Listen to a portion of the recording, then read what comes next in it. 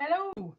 It's telling me I'm live, and I am. Brilliant, fantastic. I can see myself. A little bit of a rush here tonight, but I've just been getting my questions and things ready that have been submitted already.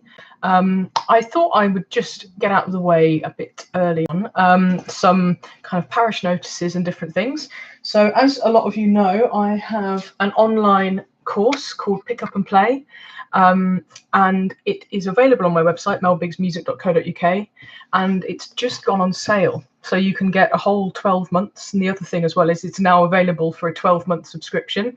I had some feedback prompted by a little questionnaire I did of people that have been taking it so far, and people that had signed up to the free trial who haven't gone ahead to buy the course.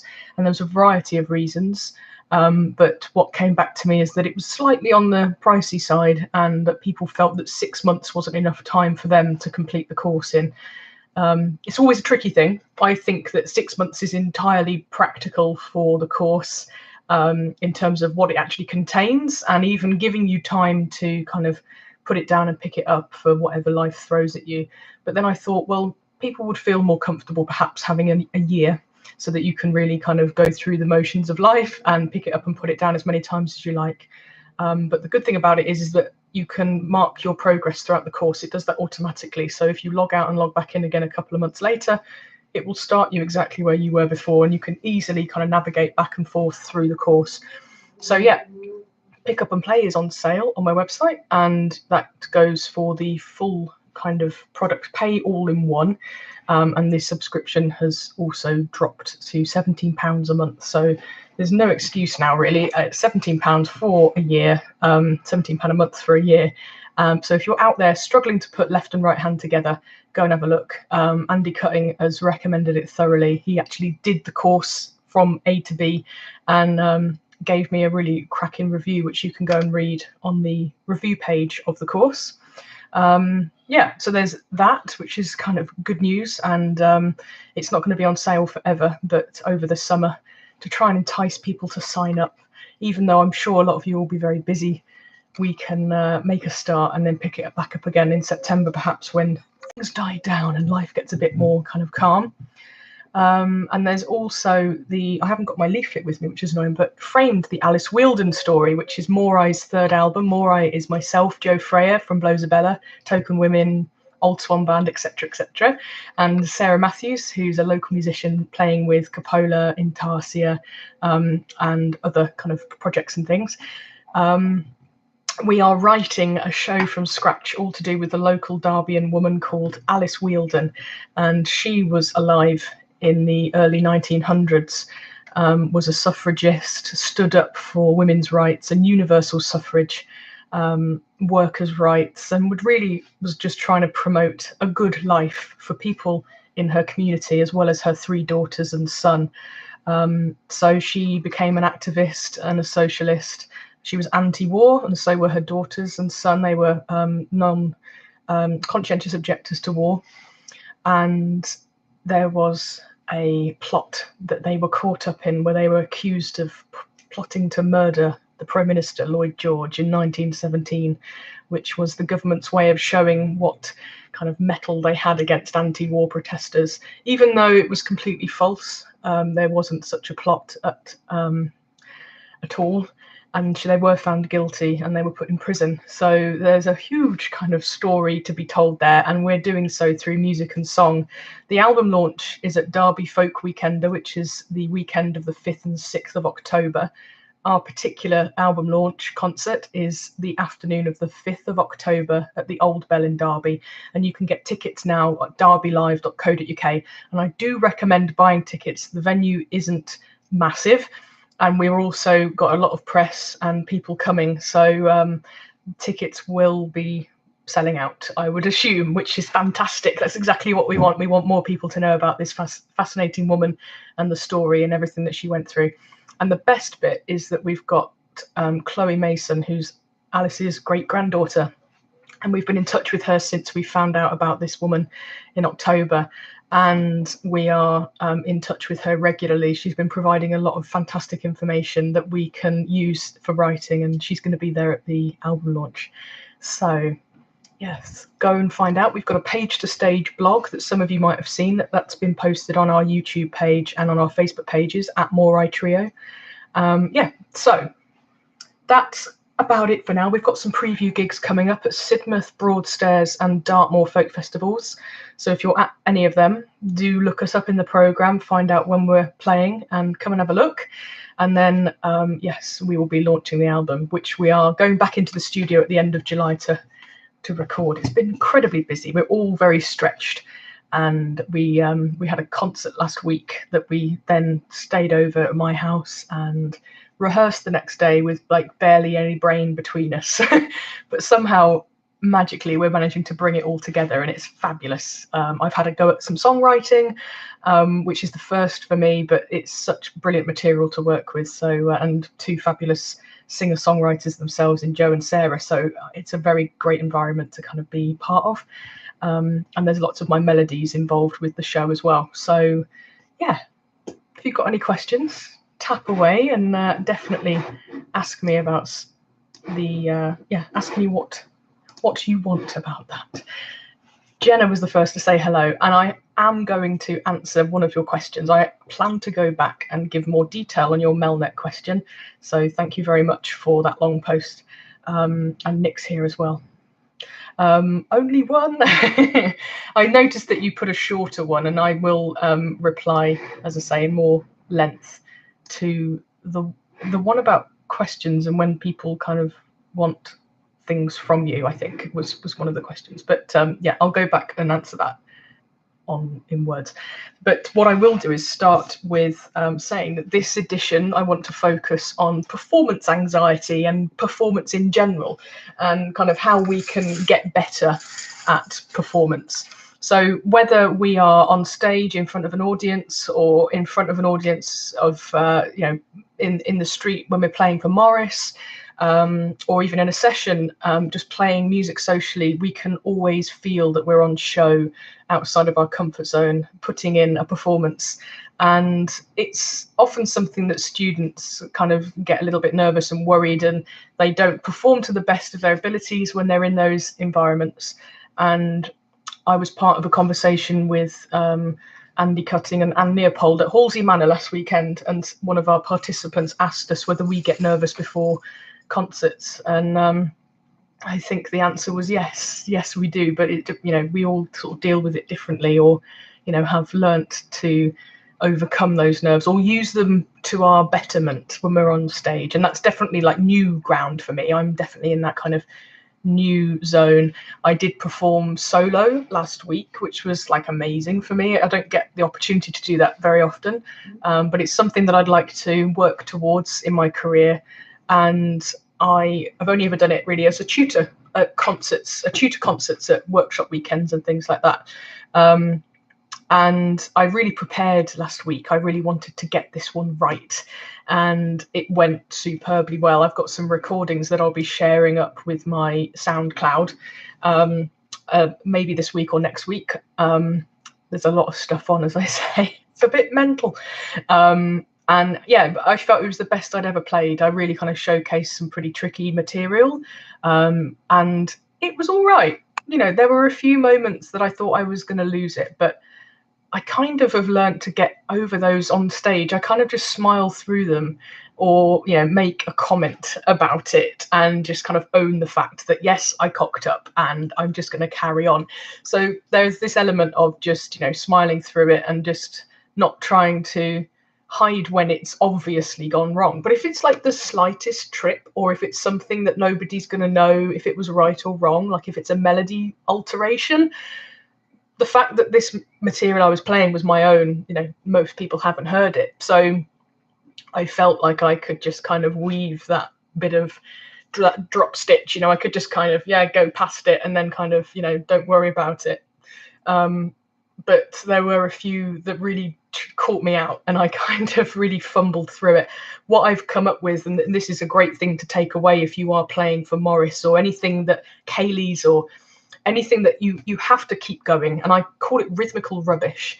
And this is something you can train yourself to be able to cope with in your private practice, but it's better to be done or it's easier to be done when you're playing with other people because it forces you to carry on, is to just carry on playing, and particularly staying within the rhythm that you're in. So if you're playing for a jig, keep that jig rhythm going with your left hand, or drop to just sort of chugging away on some right hand chords or something like that. And then you can kind of pick up the tune at a later date, rather than stopping and leaving a huge hole in the part that you're playing. And particularly, obviously, if you're a solo Morris musician, or you're the only box in your band, or whatever it might be, try to teach yourself how to overcome mistakes. So the best way of doing that is in your own home. When we make a mistake, generally what most people do is they stop and go back to the beginning and they start again. And that is a big bad habit that people can get into, because the thing is you'll probably get to the same point in the tune and you'll make a mistake again and you'll go back to the beginning, and you actually very rarely, if ever, get past that point without really nailing it and knowing exactly what to do. You might find that you'll get over it, but the fingers will stumble, or they'll go quicker, or they'll kind of make up some rubbish that doesn't really fit. And actually what is necessary is to stop at that part of the tune and just go, right, I have a blockage at this point. I need to work on this particular section of the tune. So I think of it like degreasing an engine. Not that I've ever done that, but my imagination is that it all kind of nuts and bolts together. So you take all the nuts and bolts out, and you take that kind of component out of the tune, out of the engine, and you degrease it, and you kind of make it all shiny. You work hard on it for, maybe sort of 15-20 minutes just on that bit, until you are able to repeat it 3 times without failure. 3 times is a kind of rule of thumb. If you can do it 3 times without failure, maybe try it for 7, 8, 10, 15. Keep going until you can't get it wrong. And then you plug it all back into the engine and kind of get the machine working again. And then see if that you can bridge the gap. Play over that part so that you start at the beginning of the tune and you go to that bit where there was always a mistake, and you can just play over it. You know that bit now. There's no need to panic, that rising kind of, there's that bit coming that I've always struggled with. You've taken that out and you've worked on it. So you should find that it fits back in. So one of the biggest things, do that. Do not kind of start at the beginning when you hit mistakes. The other thing, as a kind of separate exercise, change the priority. The priority in that first one was to stop and fix the mistake. If you find that after 20 minutes of playing, there's still a bit of a niggle, change the priority. The priority is now to keep going through that mistake. We can fix it at a later date, but now we change priority. We need to just keep going. We need to keep that rhythm going, make up some rhythmical rubbish that's going to fit into that gap, and don't let it flounder you for what's coming next in the tune. So keep an eye forward. What's coming next? I know that's going to be a kind of bit of a stumbling point, but let's get over it and carry on with the tune. So that is going to take a huge amount of practice, I would imagine it. And psychologically, it's just like, we don't like making mistakes. Most people are just kind of like get really het up, and it stops them, and it's a very kind of stumbly process. But it's trying to make those mistakes, which are seen by our brains as mountains, and make them molehills so that you can just trample on through them. And yes, they're blemishes on that beautiful lawn of a tune that you're trying to make, but we can just kind of mow over it and carry on. So change your track and make sure that you set priorities differently when you're practicing. The priority shouldn't always be, I need to play this perfectly. Set your priority sometimes for, I just need to get to the end, and I need to land in rhythm because I need to be able to play this with people. A great way also to force yourself into doing that is to play along with a video online. You all know that I've got lots of slow videos and things available for many tunes, not all of them, but there are lots of other people out there that have got sort of video blogs and things like that. And just to have something continuous in the background will help you to force your hand into carrying on. Also, playing with a metronome, having that external source of rhythm, it can train you to play at a steady speed. So if you have it nice and slow, you can train yourself to stay in speed. And it will take a few goes to get into it. I'd say set the metronome going, let it kind of just do its thing, and then start to move with it, and then start to play along with the metronome. And if you find that you hit any stumbling blocks, again, carry on. That metronome's going, you've got to keep up with it. Another analogy I use, which is quite nice, is a carousel. If you're in a session, somebody will start a tune and the carousel gets going and the tune just kind of keeps going. It's going round and round. You might find that you fall off the carousel at some point and you'll be stood there waiting to get back on. So try and pick a point that you know and you recognize in the tune and hop back on. And that will be kind of, don't try and fumble to kind of catch up. Just jump back in and then try and keep going with it. It's another kind of challenge when you're playing in a group, but it's all about practice, and taking that social music and having learning kind of objectives is a really good way of making the most of those situations. The other thing as well in your private practice, because most people will find that they have to wait for a long time before their carriage or their donkey or whatever on the carousel comes round again. You might only have one horse that you feel comfortable of sitting on. Try to find points in the tune. I call them emergency entrances. You've fallen off and you need to get back in. So spend some time in your private practice starting the tune in different points. Starting at the beginning, great, we can all do that. Try starting at bar 2 or bar 3 or bar 4, or if you work in phrases, don't just start with the first phrase. Start at the second phrase and then carry on through the tune, loop it from there. That will take some practice as well. It's not natural to start at random points, but it will help you when you fall off the tune, because you'll be like, oh, I know this point, it's coming up. And it's a lot sooner than waiting for the beginning of the tune to come right back round again. So yeah, those are things that you can be doing at home that are quite fun. To enjoy the process. There's nothing for me better enjoyment of really working hard at something that you want to perfect, and I really love that process. And I think that that's one of the things you should try and embrace as a student, as somebody, or as a player, somebody that's learning to play an instrument. Embrace that whole process. So little bit about kind of performance anxiety and how to overcome mistakes. That's a big part of it. So I'll come back in a second. I just want to have a look at what people are talking about. Got some people saying hello, Steve Renard and Maz, and lovely people. Jenna Chrisman says, yeah, avoiding capsizing when a wave rolls over you has been good for me. It makes practice much more enjoyable to keep going. Playing with others helps so much. Absolutely fantastic. Yeah, I mean, it's a mindset, and I have a huge inner perfectionist that really doesn't like doing a half-assed job. So in my kind of prep for performance, what I've worked out, and I kind of talked about this in my last sort of monthly Q&A, was that I've learned that I need to prepare to perform, which obviously is a thing. People do that, they practice, right? And I have to kind of specifically look at chord sequences and remembering where things change in regard to lyrics or part of a show. And this Alice Wheeldon project that I talked about is a behemoth. I mean, there's so much new material, and we're still writing it. We've just had our last rehearsal before we go back into the studio.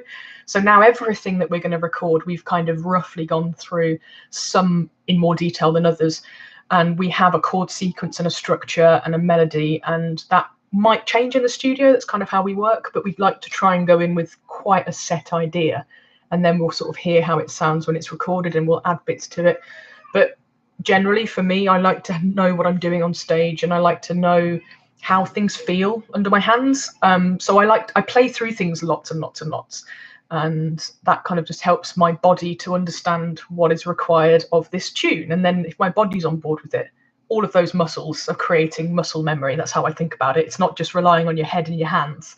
It's your arm and your shoulders and your back and maybe your hips if you've kind of got it going. So try to move with your music. That kind of really, it helps you relax for one thing, but it also can help you to memorize how a particular part of the tune goes. Yes, okay. So we've had a question from Jenna, and it was a fantastic one, which kind of links in a little bit to what I just said there. So one of Jenna's questions, which comes from Melodeon.net, is, do you do anything or have a routine you like to use to prepare for performances or gigs? Have you ever shown up and just forgotten to bring your Melodeon? I don't think I've ever done that, but I'm sure people have done that.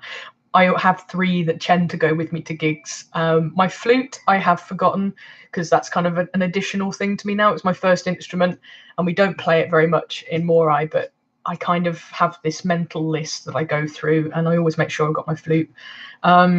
I managed to forget mine going to practice once. It must have been such a pain, you know, sitting there and not. I don't know if you had a spare box that you could have borrowed, but I used to write lists. I'm not a big list writer, even though I know when I do it, my life is like much more simplistic. I'm still kind of growing up in that sense, and I'm getting much closer to the like idea of perfection that I want to be in terms of living and running my life and my business. But lists are really helpful, and if you find that I can sometimes get a bit anxious before leaving the house. I've got this thing about leaving stuff behind, or kind of leaving the house without something crucial that I need. I kind of pack and unpack quite regularly, at least twice a week, because I'm sort of here, there, and everywhere, mostly in the summer. So my routine of packing and what I need is quite kind of run in. I know exactly what I need. I know where it lives when it's not being packed up, so I can kind of just grab things and go. But there are times when I need to leave for a long period of time and do several jobs in that period of time. It's coming up in August. We've got like 2 weeks of festivals. So the car will be packed with camping stuff, and it'll have all of my gig gear and my clothing and all that kind of stuff. So I probably will be writing myself a list to make sure that I've got everything I need. And therefore I can sort of sit in some kind of peace and serenity before the time I need to leave. Are you all right there? I think she wants to go out. She has a thing about sitting on the... I'll show you when she goes and settles herself. It's adorable. So yeah, writing lists is a great thing. Yeah, that kind of encapsulates that. Also, and I see that people have kind of commented, because Jenna posted this comment last month. So some people have had a chance to come back and sort of talk. Last month, by the way, I talked about mental health and my kind of journey with that. And I meant to start by saying thank you to everyone that got in touch. So I had a wealth of kind of private messages in various forms. And it seems like the people that weren't there live went back and listened and watched and said how much it meant to them. And I've heard from people I haven't seen in years who had put instruments down and were able to kind of pick them back up and start playing again because of my kind of openness last month. And that's why I do it. I mean, honestly, it's about sharing that communication and that journey. And whilst it's a bit daunting to do that, I do it because I know it's helped me when people have talked, and for me to be part of that chain feels mega. So I'm really pleased that it helped. I'm really pleased it helped everyone who saw last month and got in touch to say so. And I can see that someone on Mel Method has said that when they are depressed, that tiredness can really kind of add into that whole kind of melange of woe and kind of disorganization and stuff like that. So I think before hypnotherapy and kind of getting rid of anxiety, I mean, I don't know why I do that, because it genuinely has gone from my life. I don't even feel I'm managing it anymore. I occasionally do my anchor, which is the tool that my hypnotherapist built within my body. It's a toe scrunch, so I can do it on stage if I feel a bit anxious, but I haven't used it for so long. But before that, I had a range of coping strategies that really revolved around relaxation and meditation. So I did Reiki, which I felt was like my way of relaxing really, really deeply, and just allowing like some reflection on the day, and sort of seeing the moments where I was angry at people or at myself, and was kind of able to reflect on that and work it out and have some sense of clarity. So maybe I'd do half an hour of just, you know, Reiki to relax myself. And then I'd kind of come out of that trance and I'd feel refreshed and renewed, and I could kind of get on with some tasks that I'd been putting off. And they're usually the tasks that I know are going to help me the best, but they're always the ones that I put off the most. And so a little bit of meditation in whatever form you find. I also did some mindfulness for a while using a book. It's downstairs and I can't remember, but it's like a teal colour, and it's written by the guys from Oxford and Bangor universities who actually coined the term mindfulness. I believe they came up with the kind of the modern concept. Let me just find it, because it's a really important book, and it comes with a CD of guided meditation. Excuse me a second while I just find it, because it's really, really good. Here we go. So mindfulness, a practical guide to finding peace in a frantic world. And it's by Mark Williams and Danny Penman. And yeah, the CD in that, it starts you off, it actually starts with a chocolate meditation. You get to eat chocolate, everybody. I mean, it's fantastic. But it teaches you, in a very short meditation, how to taste chocolate in a mindful way. I'd never done that. It just gone straight in and down my throat. And it actually says you can repeat this as many times as you desire. So yeah, it kind of just takes you through in a really kind of fun way. So it's not all just kind of like lying in a darkened room and stuff like that. There's a lot of ways that you can just practice mindfulness in everyday life, going about everyday business. And it doesn't take time out of your day. If you're somebody that thinks I've not got time to lie in a room for half an hour, you don't have to follow that particular kind of way of meditating, even though if you can try and do that at least once a week, I think you would find a massive benefit from it. I've learned to listen to my body. I get tired quite a lot, not from any kind of chronic fatigue or autoimmune or anything like that, but I am aware that my mother was diagnosed with that in sort of millennium year. And I've been just kind of aware that I'm very similar body type and metabolism to my mum. So I've always been aware that it's possible for me to kind of have the same issues with fatigue and overworking and stretching myself. So I rest when I need to rest. Today has been one of those days where this weekend has been my first weekend at home for 8 weeks. I've just been on the go the entire time, sort of like in and out, repacking bags, letting the house get into a complete state. So I decided I'd tidy up the house and rearrange it this weekend. And with the heat, I think I was kind of doing bits and then flopping out on the sofa. And I had a Morris practice all day yesterday. And I kind of got to today and I thought, well, I don't feel rested at all, actually. I feel still quite tired and my face kind of aches and my sinuses kind of feel inflamed. And so it's more than just tiredness for me. It's kind of like body aches and things. And I went to Pilates this morning. So it was a good exercise workout, but then I had to rest. So listening and resting when you can is really important. And I think when you feel rested and like you've taken care of yourself, you're better prepared to do the performance that you need to do.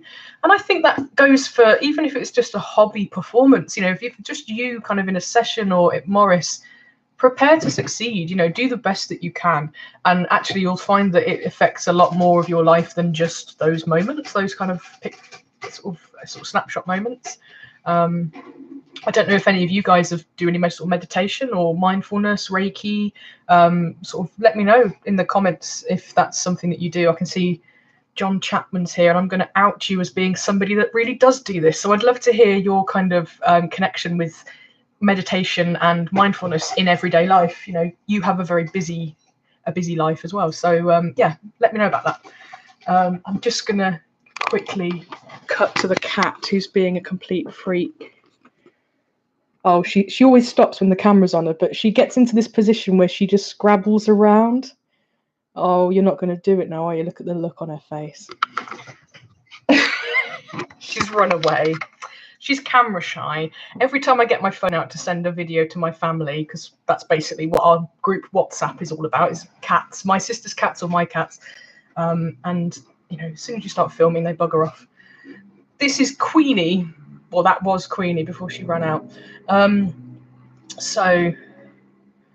Oh yes, thank you, Steve, for saying that someone on Melnet, so that post that Jenna has kind of contributed to, recommended a book by Barry Green entitled The Inner Game of Music. And I've started reading it and I'm finding that it makes a lot of sense to me. Oh, it's Steve Fox. Sorry. Okay, Renard. Yes, Fox. Hello. Nice to see you. We should get a lesson in the diary. I meant to get in touch. Yeah, In a Game of Music. And I've never heard of it, but when I read this in the Melnet thread, which is my Ask Melon box thread in the teaching and learning kind of part of the section. So if you want to go and see what I'm referring to, Melodeon.net, teaching and learning, and then Ask Melon box, you'll see in there. Yeah, so it was Nigel R, who's one of my students, who recommended this book. And he says, applying sports psychology principles to music, I have found the exercises very useful in helping quell anxiety and panic before and during playing in front of an audience. And I hope that Nigel doesn't mind me sharing that his journey with Melodeon kind of took a big kind of lift off when he was left with the task of being lead musician a few years ago. And we worked really hard between me and him to kind of get through mistakes, learning how to overcome mistakes and move forward and kind of play at the pace needed when maybe he wasn't quite ready for it. But actually it was that kind of gauntlet laid down before him, and it just meant you have to plow the energy and the hours into it, and he really did, and has sort of super skyrocketed. He's just a solid rhythmical player, which is exactly, very reliable now in front of a Morris team. But it wasn't without its panic and anxiety. So I'm really happy to see that he's found something that helped him and has shared that. So yes, the innergame.com by the looks of it, which I am going to have a look at.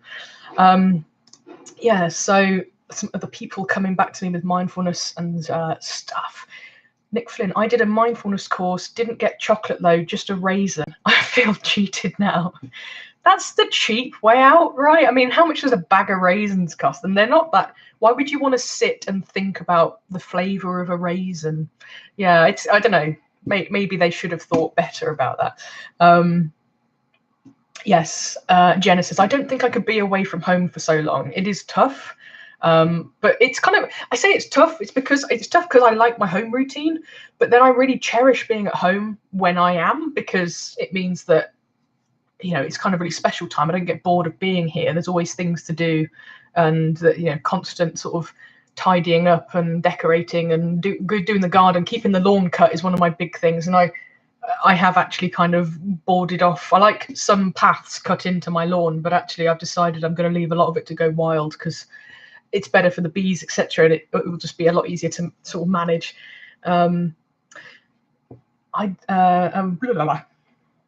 John Chapman, hi, yes, I use a very simple breath technique most frequently, kind of a 2-minute exercise, also some visualizations. A book I have used for some time is Learn to Relax by Mike George. Lots of useful, simple exercises. I'm going to make a list and post some links, I think. Learn to Relax, just so people don't have to kind of trawl back through the chat. In a Game of Music, as I said, has already been posted on Melodeon.net, and that was by Barry Green. And then there's my recommendation of the mindfulness book, which it's a Google link. I hope people can get this, but I can kind of put a link across to that. I've just done that now, and it's, yeah. So those will be in the kind of description below. I'll just put some links into those things, because I think it's really useful when people get a chance to talk about this, that we sort of share resources and stuff like that, because then that's the ongoing help and things that people can go forward for. So we've talked about kind of practice as preparation and what that practice can entail in terms of making mistakes and learning to overcome mistakes. And that is something that, I did spend a lot of time talking about that. It's a big deal. And then we sort of talked about the mindfulness aspect of it. And when I was first on stage, when we had our first year of Morai, we had some pretty massive gigs in that year. We went up to Musicport in Whitby, which is a huge world music festival with some massive bands. And we were on the pavilion stage. And I can remember stepping out onto that stage. And at the time, I used to dress up for gigs and wear heels and proper dresses and like full face of makeup. And I've drifted away from that. I've kind of, in a way, looked at a lot of male artists and thought, you can get away with looking like total shite on stage. I don't quite go for that look, but I do sometimes cut it back and just think what's going to be comfortable for me to do my job in. And that might sometimes just revolve around exactly what I've worn that day. I just go and get on stage and do the gig. But there is a certain amount of preparation for me in getting ready for a gig, in how I present myself.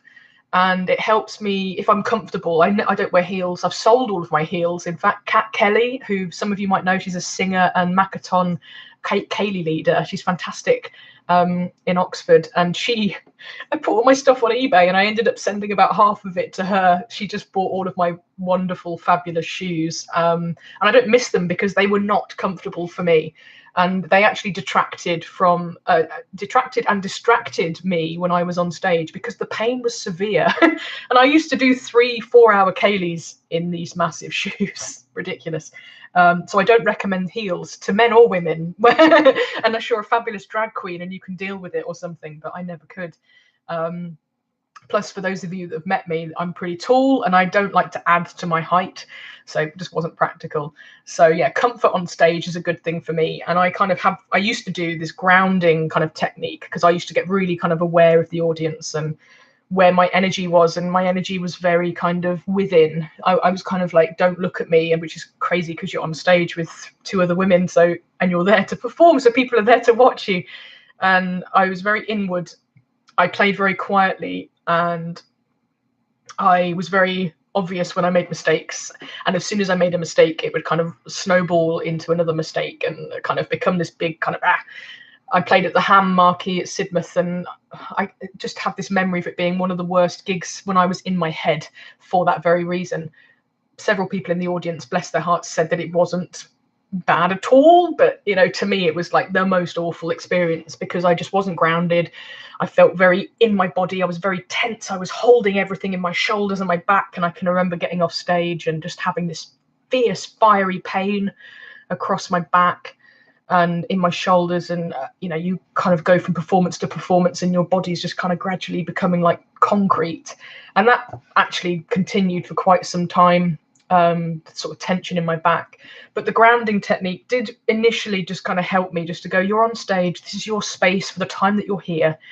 I'd move cables, I'd move stands, I'd kind of move things around. I was always really scared to move mic stands and make the space my own.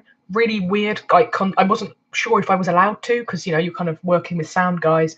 People, you're totally allowed to get on a stage and move mic stands around and make yourself at home, essentially.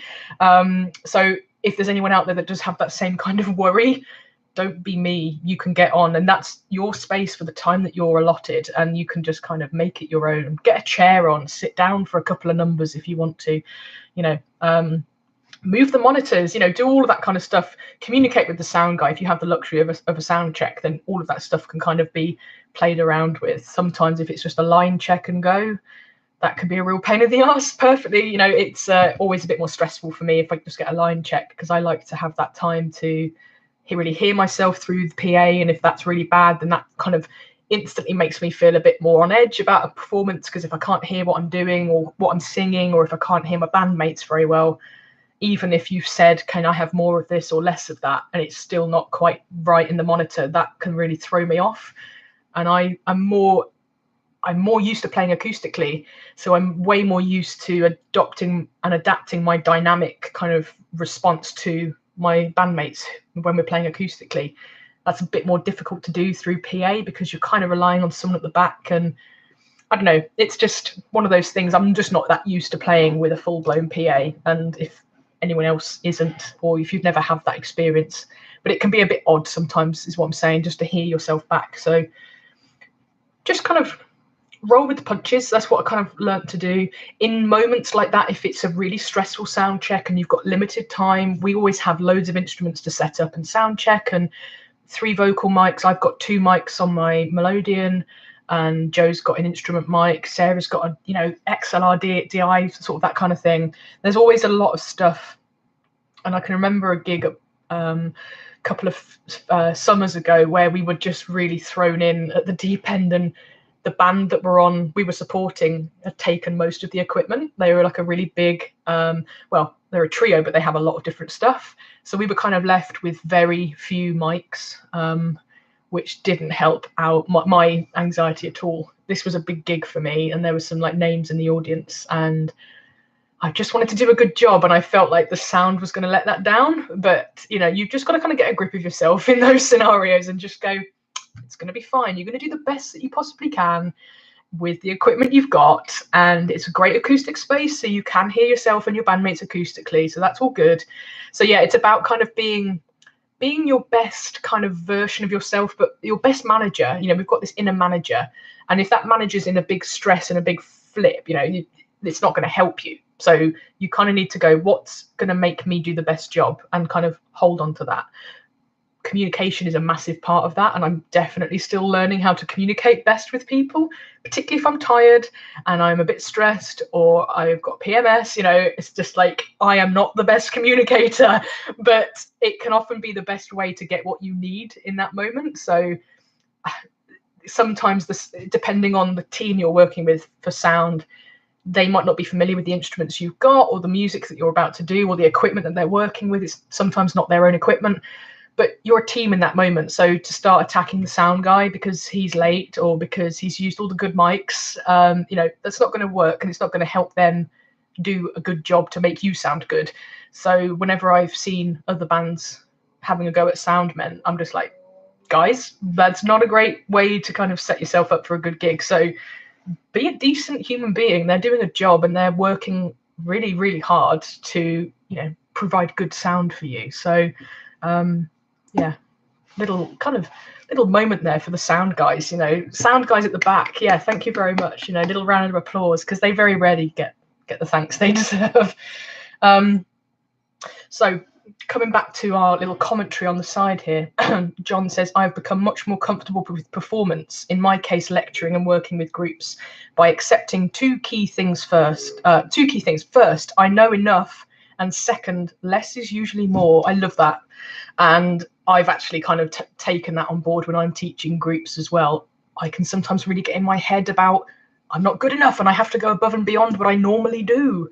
That was Halsey for me, like last weekend. It was a big deal, teaching alongside Andy Cutting and Anne Neopold, both of whom I've been students of at Halsey for Anne and in other bits of life with Andy, So that was a huge accolade for me to be there. And I just had to kind of be the best manager, the weeks leading up to it. I was like, this is crazy. I'm just going to be shit comparison to them.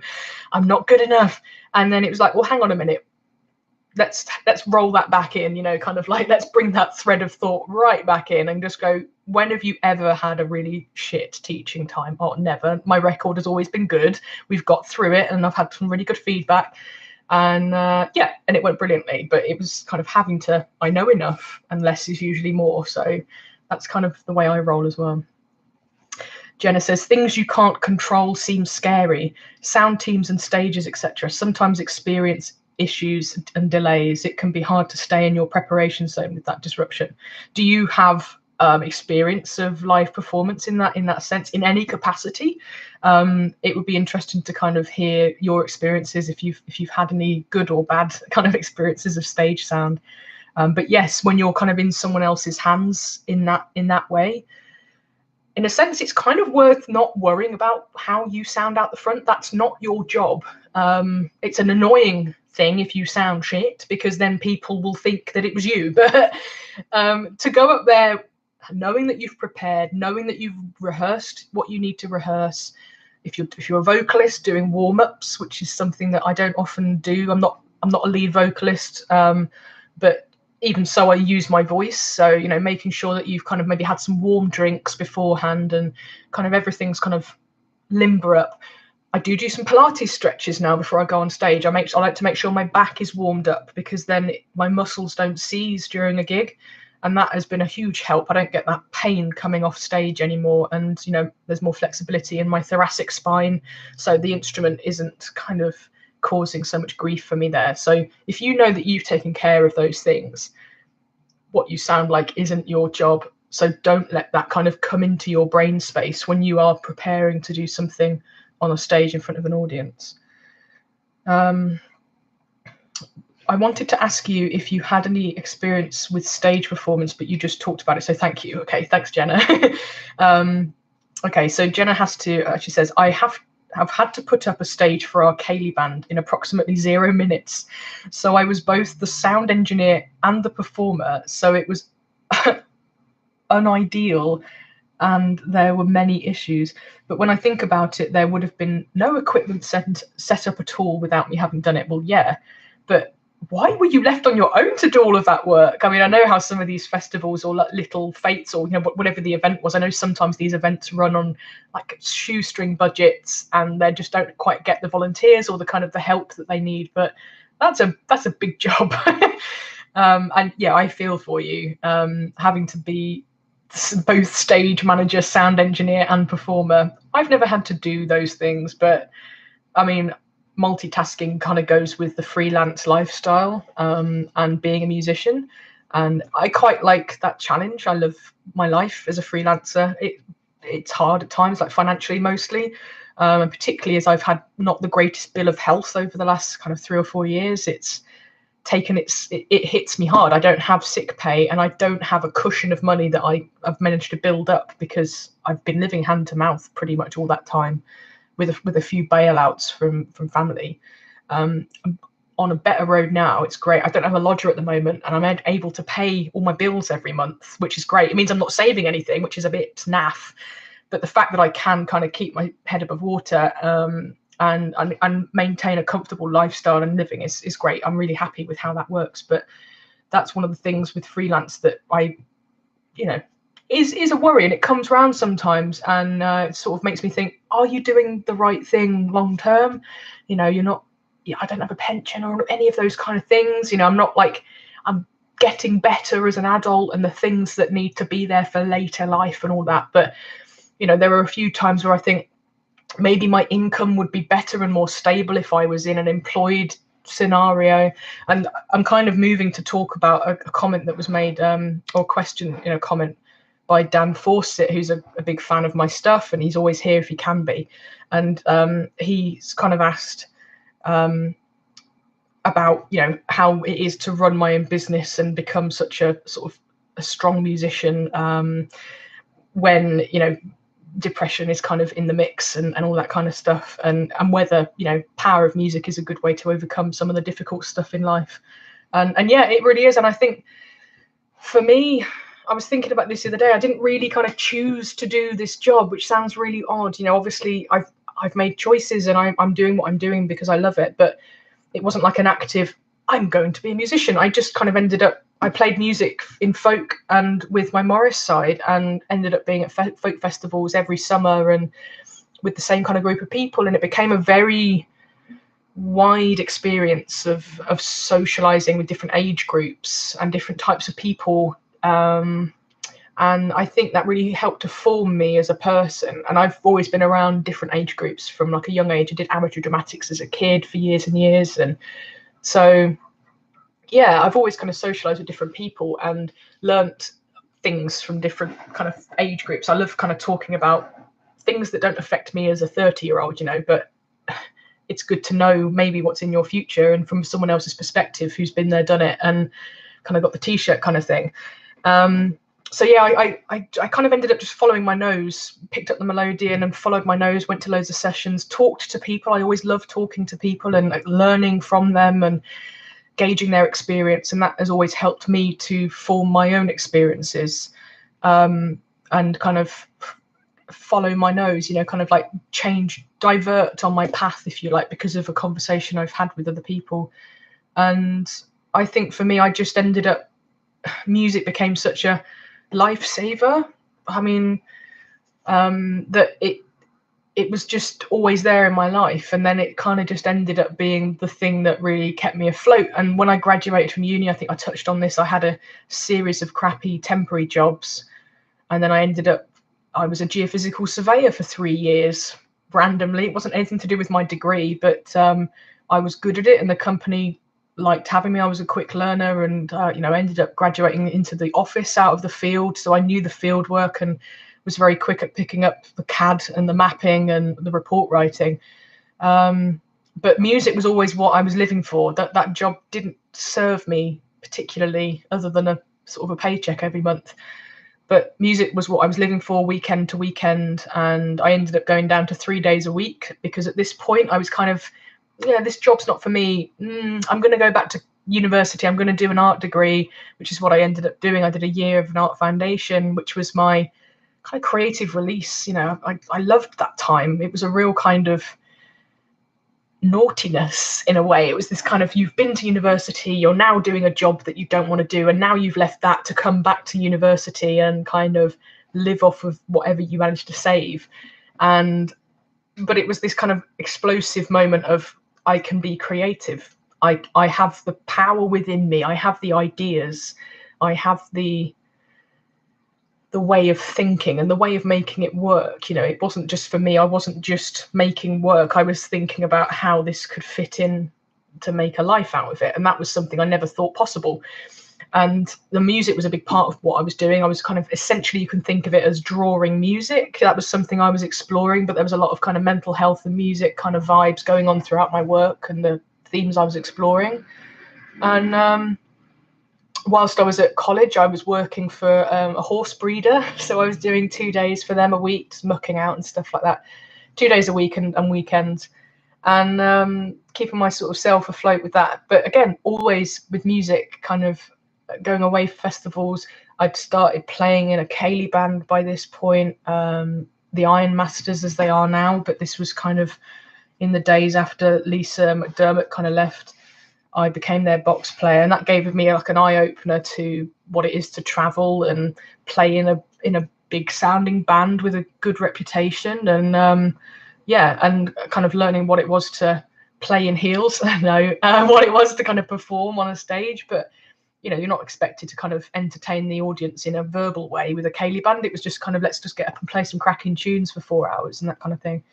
And I just, ended up, I met Jo Freya through a series of workshops, and then she kind of said, do you want to be in a band with me? Let's make a band. And then that was kind of it. That was the sort of realization of, oh, well, maybe this could work. Let's stop denying the fact that this could work as a career, and let's just try it out. So January 2014 it was, I decided to just quit my job with the horses and go full-time freelance. And it was tough. The first year and a half, 2 years, I suppose, we're kind of constantly questioning, I've done the wrong thing. This is naff. I was living at home with mum and dad, paying a kind of peanut rent, and I wasn't earning barely anything. But then every time I had that thought, there would be an email or a phone conversation, and it's like, oh, so-and-so's recommended you for this project. And that's how I got involved with Cape Flat and the Os and the Ox, which was a piece of street theatre, which was absolutely phenomenal. And that kind of ticked over for 2 years. And then, there was just kind of several bits and bobs that came up. Morris Natcham kind of came up in a similar way. I showed some interest, and then they changed their musician lineup, and I got invited along to join that. And that's, again, that kind of ticks over. Been doing that for 2 years, and we're coming back at the end of this year. And I kind of started really pushing my teaching. I mean, up until I'd been teaching since I graduated in 2009, but really started to advertise that and started teaching on Skype, and that really opened up the world for me. And because I was aware that if this was going to be my career, I needed bread and butter. I needed a solid income. And I thought, well, teaching will be what I do then, because that's the regular thing that you can rely on. But I was always aware that I would get bored easily if it was just teaching, because I'm a bit of a butterfly and I like variety. So yes, I like my kind of portfolio lifestyle, even though it's mental. And this year is probably the busiest I've ever been, which is like fantastic. But talking a lot again this month, but you've asked me some really interesting questions, and so let me come back and see what people have come back with here. So where are we at?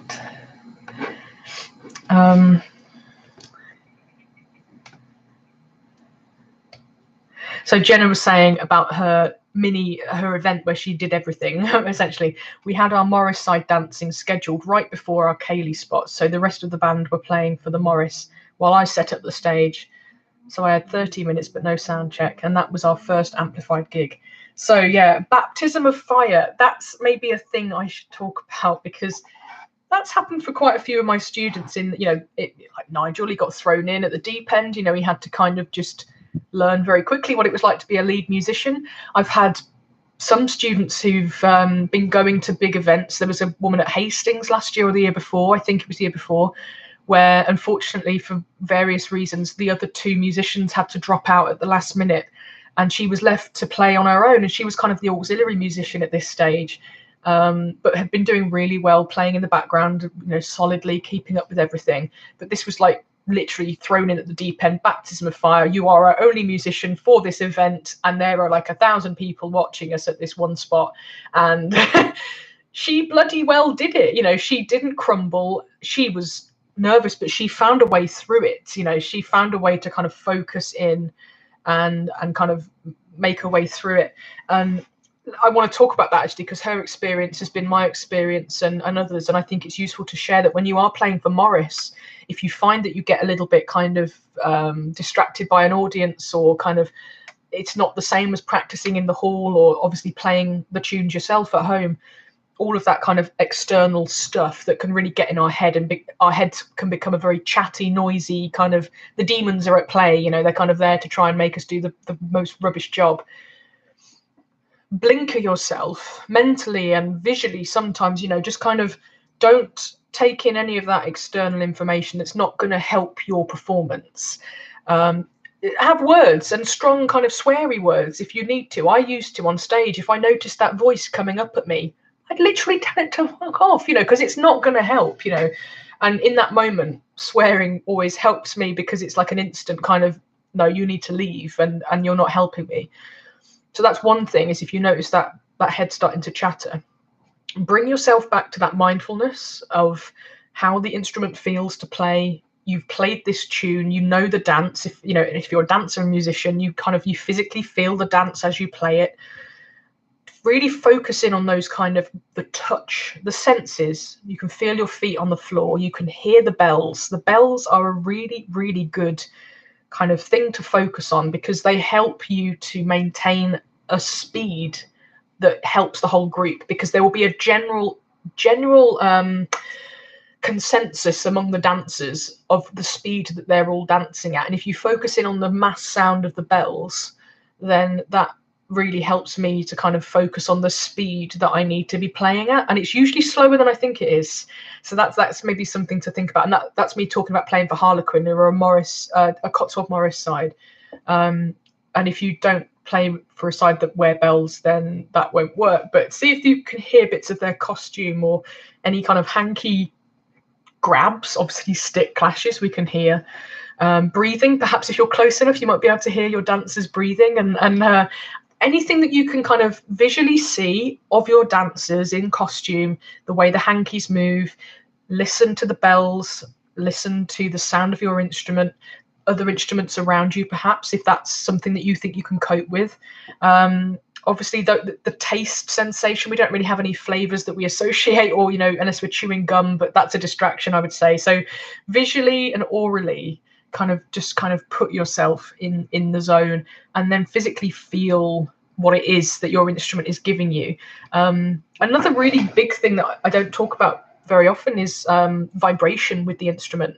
So I like to choose instruments that have good vibration kind of responses. And sometimes when I haven't been able to hear myself on stage, if I've been playing at a gig where there's other gigs, you know, around, the PA is focused in the wrong direction. Folk East is really bad for this, and I'm sorry to call you out, but it's always the same. PAs of different stages facing each other, so that you get blasted with what's on the big stage and you're in the little stage and you can't hear yourself. And it's something that happens, and you just have to, again, learn to overcome, manage yourself in that situation. But this gig, I literally couldn't hear me or my bandmates. It was tough. You know, you sort of think, can anyone hear me out front? Because I don't know. But I could feel the vibration from my instrument, and every note has a different kind of vibration frequency, and there are some that are more buzzy than others under the finger. Kind of, so I'm talking about the kind of the real pad of the finger. I also feel it in my chest from the kind of contact that I have with the back of the instrument. And I do feel it in my thumb on the air button, and in the sort of palm of my hand and my fingers. And it's something that you really have to work on. You have to become friends with your instrument. And I say that the process of becoming friends is sometimes just sitting down and playing long notes to yourself, and just kind of really just listening to that sound, and maybe changing it dynamically, making it louder and quieter, and just seeing how your instrument responds and feeling for the vibration. And if you're not sure if you can feel the vibration, then stop playing, and then gradually kind of bring the bellows in again, so that you're kind of starting to creep that sound back in, and you'll start to feel, you'll be sort of sensitized to that touch. But yeah, that's really helped me throughout gigs. But it's a bit of a slow burner.